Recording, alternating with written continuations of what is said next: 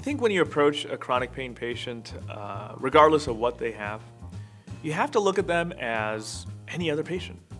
So we can call them a hypertensive patient, or we could call them a diabetic patient, or we can call them a patient who has lung problems, or a patient who has kidney problems.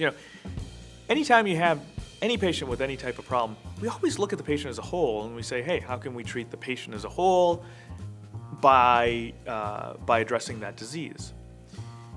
But for some reason, when the patient has chronic pain, we still have a lot of providers that, oh my gosh, now I don't treat chronic pain.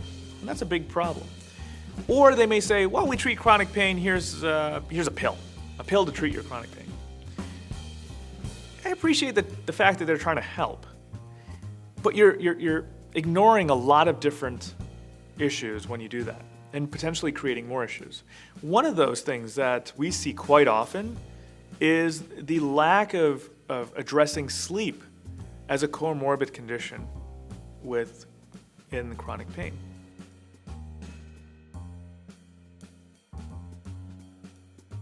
And it's kind of that classic chicken or the egg, which came first. Really, which came first? It's sometimes very tough to know which came first. Is it the sleep disturbance that came first or the chronic pain that came first? And they both feed into each other. And here's what happens when you have sleep disturbances and when you have chronic pain. You can also develop central sensitization issues. And what happens then is you get the neurophysiologic changes, which then augment your pain, which then cause more sleep disturbances, or vice versa. The sleep disturbances augment the neuropathic changes or the central sensitization changes, which cause an increase in chronic pain.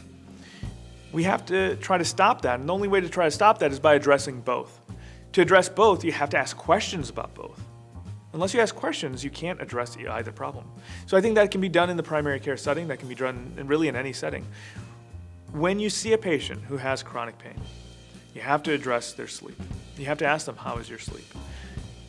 Beyond that, you can do testing to assess their sleep. But beyond that, what do you do? I think it's a grave mistake to put them on hypnotic medications. Those hypnotic medications rob the patient of their own ability to sleep, and those hypnotic medications rob the patient from restorative sleep. Those are two incredibly fundamental things that the patient needs in order to recover, to feel better, to get restful sleep so they can be energized the next day. When you have non-restful sleep, it causes a whole host of medical complications, which we won't get into right now, but most physicians know what they are.